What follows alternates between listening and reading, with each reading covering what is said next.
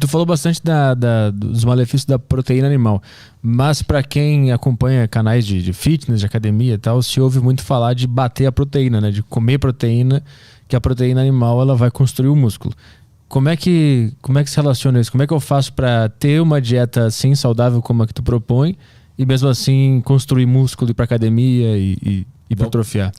Boa pergunta. Vamos lá. O que as pessoas não entendem e o pessoal pira lá no meu canal. O pessoal pira quando eu falo assim em palestra, etc. Mas ainda mais o pessoal que realmente está focado em construir músculo, ficar enorme, ficar grandão, etc. O pessoal pira. Mas não sou eu falando, pessoal. É o David Sinclair, um dos maiores biólogos do mundo. Professor de Harvard. Cientista de Harvard, né? Vamos lá. Walter Longo, outro biólogo famoso por suas pesquisas, por ser um gerontologista, um cientista de envelhecimento. Louis de Fontana, Mark P. Matheson. Você vai pegar os principais nomes de ciência de envelhecimento no mundo, todos eles mostram o que a gente chama de IGF-1 trade-off. A troca do IGF-1. Você pode comer muita proteína, você vai elevar o IGF-1 e mTOR. São os mecanismos de mitogênese. Todo mundo no meio do fisiculturismo fala de mTOR e IGF-1. Que é o quê? São proteínas, vias de sinalização celulares que estimulam o crescimento. Só que quando você está crescendo em demasia, você não cresce só o músculo, você cresce célula cancerígena também. E você inibe o reparo, a autofagia, a apoptose, a limpeza do organismo. O organismo é que nem um carro. Você queima o combustível, faz você rodar, mas você também joga para fora gás carbônico. E esse gás carbônico precisa ser excretado do organismo. A gente chama de metabólitos, ou seja, toxinas do metabolismo, que são produzidas diariamente. Só que quanto mais proteína e mais caloria a gente come, mais a gente cresce, menos a gente limpa e repara. Você pode pegar, por exemplo, uma boa analogia seria as pessoas com síndrome de Laron. Na América Central tem pessoas que sofrem de ananismo. Elas sofrem de uma deficiência congênita de hipossecreção de IGF-1. Ou seja, elas nascem com problema na produção desse hormônio IGF-1. Então elas têm baixo IGF-1, bem baixo.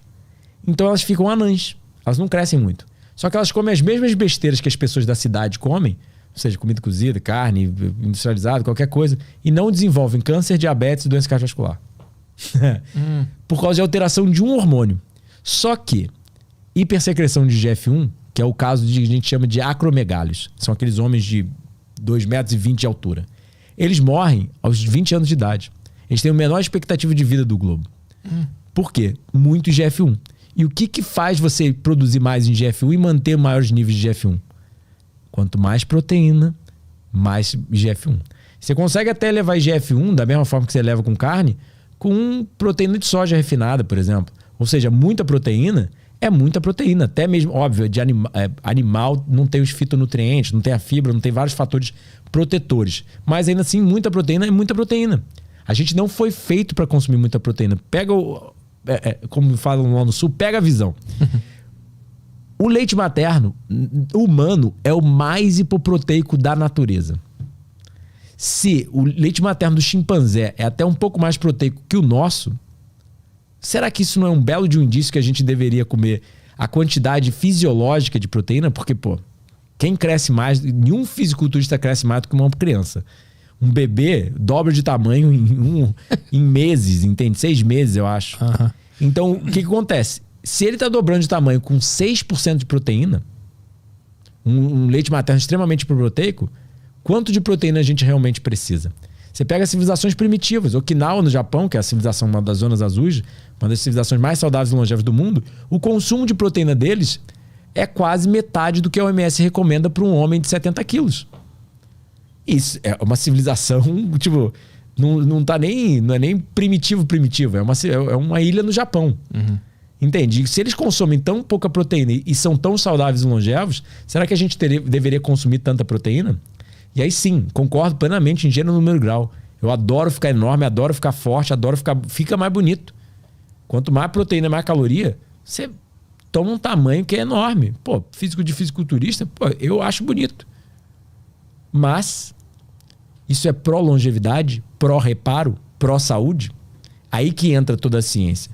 Não sou eu falando, é o David Sinclair, todas as pesquisas mostrando em animais de laboratório e cada vez sendo mais mostrado em seres humanos que restrição proteica é mais importante do que restrição calórica para a saúde e longevidade. Que aí você liga os mecanismos de autofagia e apoptose. O câncer, por exemplo, a gente sabe que um dos maiores obstáculos para o câncer é a apoptose. Se você não tem a inibição... A apoptose é o quê? Morte programada celular. Células precisam saber quando tem que ser mortas.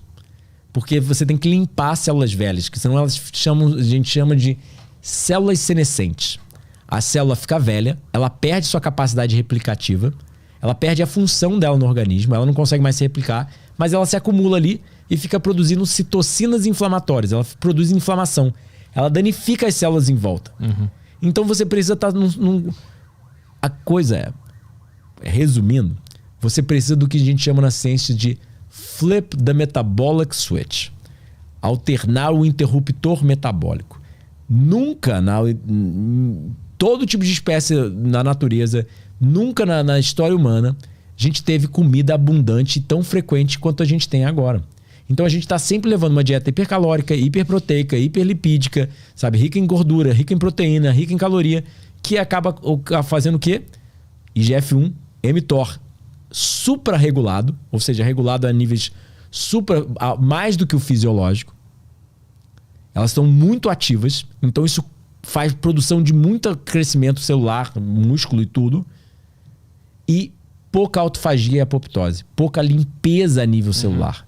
Então isso acaba envelhecendo o organismo mais rápido, mas sim, você cresce mais músculo e fica aparentando mais forte. Mas isso em animais de laboratório eles mostram. Os animais de laboratório que são mais alimentados com proteína, etc., eles são maiores. Mas eles vivem menos e são menos saudáveis.